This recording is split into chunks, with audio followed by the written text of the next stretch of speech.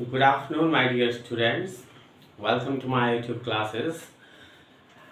My dear, परसों की class में मैंने आपको कुछ इंग्लिश स्पीकिंग के लिए प्रोग्राम शुरू कर दिया है, जिसमें कि मैंने आपको कुछ बताया था कि कर जो एक्सप्रेशन है हिंदी का, जैसे जाकर, खाकर, नहाकर, सोकर, पीकर, तो उसकी इंग्लिश कैसे बनाई जाती है। तो सबसे पहले ये जो इम्प्लीकेशंस होते हैं या कहीं कहीं कॉम्प्लेक्स सिचुएशंस होती है, उनको समझना जरूरी है before you start speaking English. तो चलिए, आज इंग्लिश स्पीकिंग के लिए मैं आपके लिए दो कंजंक्शंस या सबऑर्डिनेटिंग कंजंक्शंस लेके आ रहा हूँ। आज आपने उनको समझना है और फिर उसको यूज करना है। तो इसमें सबसे पहले व्हाइल एंड व्हेन, बहुत आसान वर्ड्स हैं, आसान कंजंक्शंस है, आपने सुना भी है, देखा भी है, पढ़ा भी है और बोलने वाले बोलते भी है।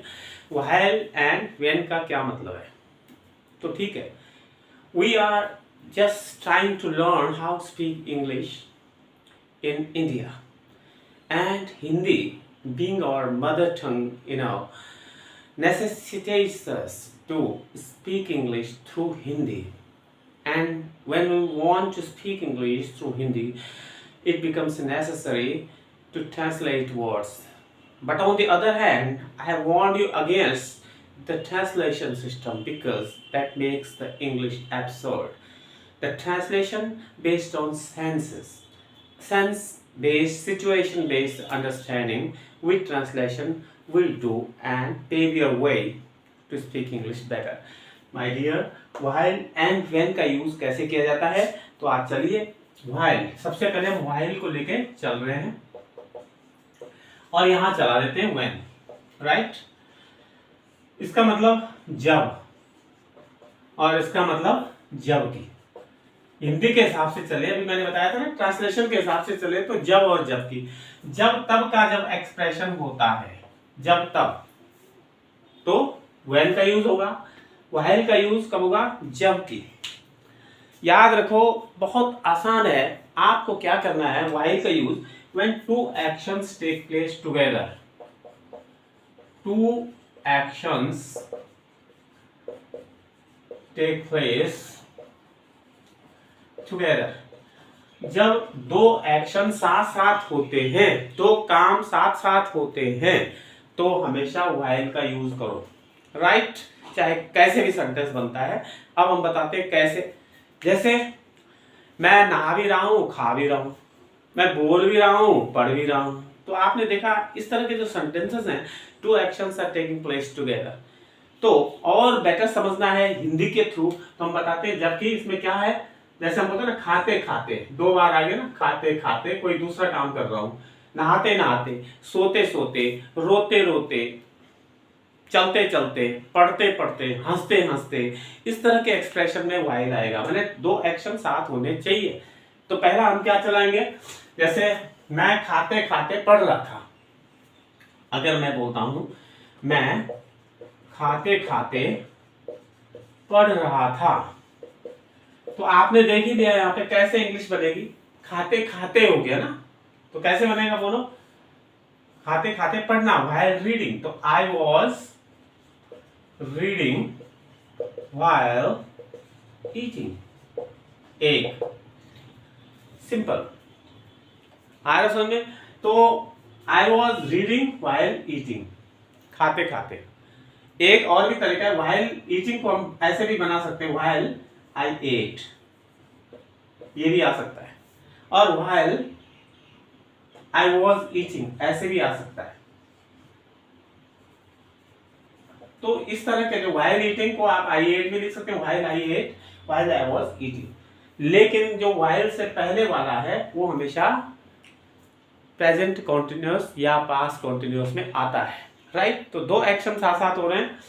वो हंसते हंसते रो रहा था, चिल्ला रहा था। He was crying, he was crying while laughing।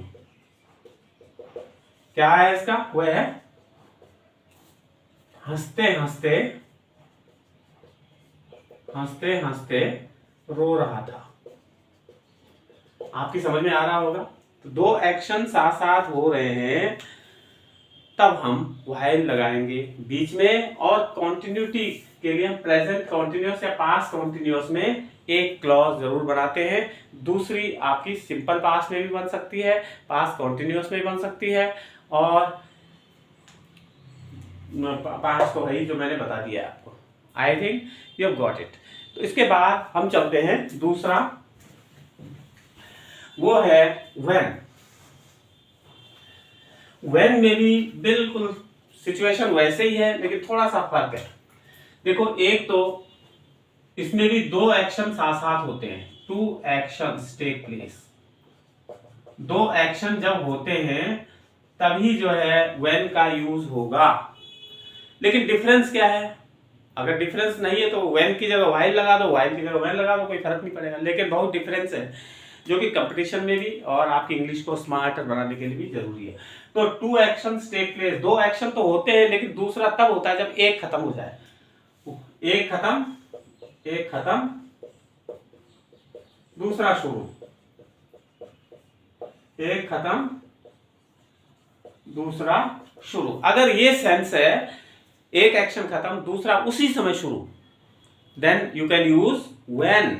Mind it. तो हम कैसे, I started eating when he reached. जब वो पहुंचा तो मैंने खाना शुरू कर दिया था। ओके, जब वो पहुंचा तो तब मैंने, तो देखो जब तब का सेंस आ रहा है, तो हिंदी में जब और तब।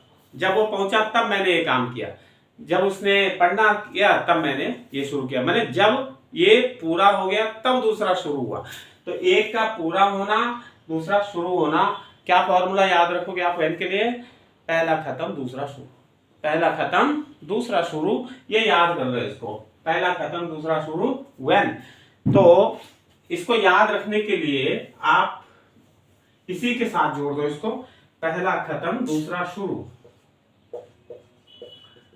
पहला खत्म दूसरा शुरू। तो ऐसे जब कोई एक्शन हो तो आप व्हेन का इस्तेमाल करेंगे। ठीक है? तो when I started teaching, the students kept silent। तो जब मैंने पढ़ाना शुरू किया उसके बाद स्टूडेंट्स चुप हो गए सारे। राइट? मैंने पहले चुप नहीं थे, जब तब, पर जब तब से ही समझ जाएंगे आपको। मैंने एक काम, जैसे मैंने पढ़ाना शुरू किया तो तब दूसरा काम भी शुरू हो गया बच्चों के चुप होने का। तो व्हेन का sense I think you got it. Right? ठीक है। अब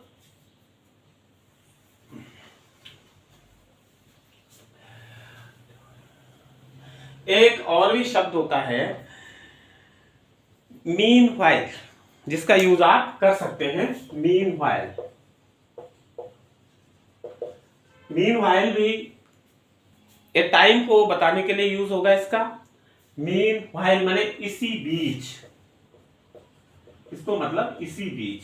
तो जब कोई काम हो रहे हैं या एक या दो आदमी कोई काम कर रहे हैं, उसके बीच में कुछ और काम हो जाता है, तो तब हम मीन व्हाइल का इस्तेमाल कर। ये काम एक हो रहा है, एक काम चल रहा है, लेकिन दूसरा काम ये बीच में आ गया, तो ये मीन व्हाइल आ जाएगा। ठीक है ना? तो I was taking I was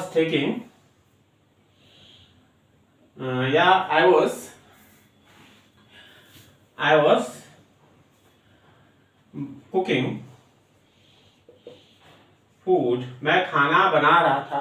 okay, in the mean time, full stop भी कर सकते हैं इसमें। In the mean time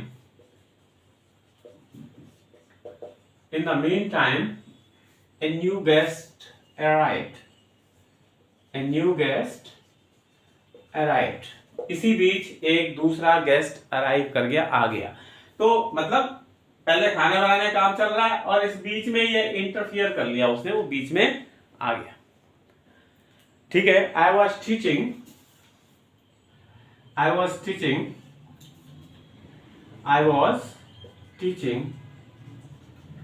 but in the meanwhile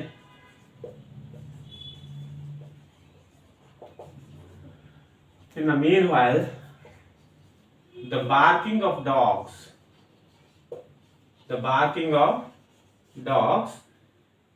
disturbed me. मैं पढ़ा रहा था कि इसी बीच कुत्ते भौंकने लगे और मैं डिस्टर्ब हो गया, राइट। तो आपने क्या देखा, मीनवाइल जब हम कोई काम कर रहे होते हैं उसके बीच में तीसरा काम कोई इंटरफेरेंस हो जाए या बीच में कोई दूसरा काम शुरू हो जाता है तो वहां भी मीनवाइल का इस्तेमाल करेंगे। I think you got the use of while, when and meanwhile, right. ये सब टाइम के सेंस में यूज होंगे, लेकिन कहाँ कहाँ कैसे कैसे यूज करना है वो सेंस आपको हमने बता दिया था। तो सम अप, थोड़ा सा एक बार फिर से सम अप कर लेते हैं। while का इस्तेमाल जब टू एक्शंस इकट्ठे होते हैं, राइट, और उसमें एक नेचुरली जब एक्शन कंटिन्यू चल रहा है तो प्रेजेंट कॉन्टिन्यूस एक में जरूर आएगा, बाकी आप अपने हिसाब से लगाओगे। दूसरा when, दो एक्शन हो लेकिन दोनों एक्शन के शुरू होने के टाइम में फर्क होता है, पहला खत्म दूसरा शुरू एकदम से, राइट। और तीसरा जो है ये मीनवाइल का हमने बता दिया, बीच में कोई बात हो जाती है तो उसको मीनवाइल, या दो एक्शन के बीच में या एक एक्शन के बीच में कोई तीसरी बात होती है या तीसरा कोई इंटरफेरेंस हो जाता है तो आप मीनवाइल का इस्तेमाल कर सकते हैं। I was teaching in the meanwhile it began to rain, इसी बीच बारिश भी शुरू हो गई। ओके, देखो while का यूज किसी स्टेटमेंट को बताने के लिए भी होता है। while का इस्तेमाल किसी स्टेटमेंट को अगर आपने बताना है तो वहां भी होता है। while का इस्तेमाल किसी स्टेटमेंट को बताने के लिए भी किया जाएगा। कैसे किया जाएगा ये हम आपको बताएंगे। बिफोर मेकिंग ए स्टेटमेंट, ठीक है ना, मैं बोल सकता हूं while the number of workers was very small, the production was large। देख लो, एक स्टेटमेंट है कि मजदूर तो बहुत कम थे लेकिन प्रोडक्शन बहुत ज्यादा था, तो हमने एक स्टेटमेंट को शुरू किया while से, राइट। तो ये भी थोड़ा सेंस देखो ना, जबकि वाला सेंस आ रहा है इसमें, जबकि लेबर कम थे, जैसे कि हम ये एक्सपेक्ट कर रहे हैं कि लेबर कम है तो प्रोडक्शन भी कम होगा, लेकिन थोड़ा सा कंट्रास्ट हो गया यहाँ पे, वो एक्सपेक्टेशन से ज्यादा हो गया। तो while the number of workers was very small, the production was large, right. तो किसी भी स्टेटमेंट को कहने के लिए जहां पे ये सेंस हो, जहां पे हम जितना एक्सपेक्ट कर रहे हैं उससे भी ज्यादा हो जाता है, then it is while। I think you have properly understood the use of while, when, meanwhile, and in this way I hope you are going to bring it into practice, speaking practice. Maybe still you will face some problems, so I'm ready to solve your problems through the comments, and I hope you will certainly subscribe to my channel, share and like, and also write comments how you like this channel. And with some more stuff on speaking, I'll be here in the next class. Till then, goodbye.